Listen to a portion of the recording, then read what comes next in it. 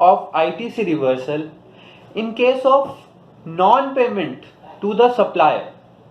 So proviso to section 16(2) of the CGST Act says that if the recipient fails to pay to the supplier of goods or services the value of the supply along with the tax within 180 days, then he is required to reverse the credit along with the interest.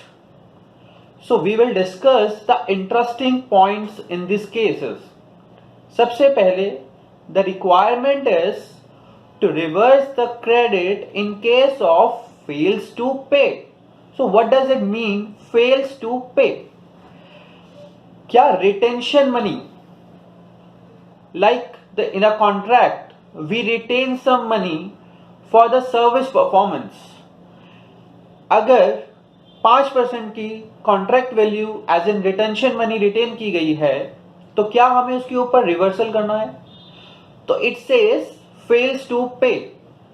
The Bombay High Court in the Malaysian Airlines has interpreted the term fails to pay. The Bombay High Court says that fails to pay can be equated with the word non-payment, and the non-payment is nothing but the failure to do payment when due.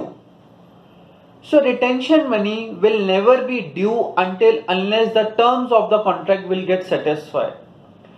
इसलिए जब तक contract terms के हिसाब से हमारी value due ना हो जाए तब तक it will not be considered as failed to pay. So therefore, in case of retention money, unless the event of payment comes, it will not be considered as fails to pay. So interestingly, fails to pay means when due. For example, in case I have a credit terms of 9 months with the vendor, means I can pay to the vendor within 9 months. Now this section says that I am required to pay within 180 days. So in this case I am not required to reverse the credit. Now further interesting point in this case, this section requires that we are required to reverse the credit within 180 days with interest. And interestingly, Rule 37 provides that interest shall be computed from the date when such credit has been availed. So thereby means we are required to reverse the credit after 180 days along with the interest of 180 days. This was never happened in the service tax regime. Now the question arises that what will happen in case of stock transfer, branch supply? Because in Schedule 1, the supply to the branches without consideration is also liable to tax. So how we will satisfy this condition? So Rule 37 provides that in case of a deemed supply under Schedule 1, it shall be deemed that payment has been made.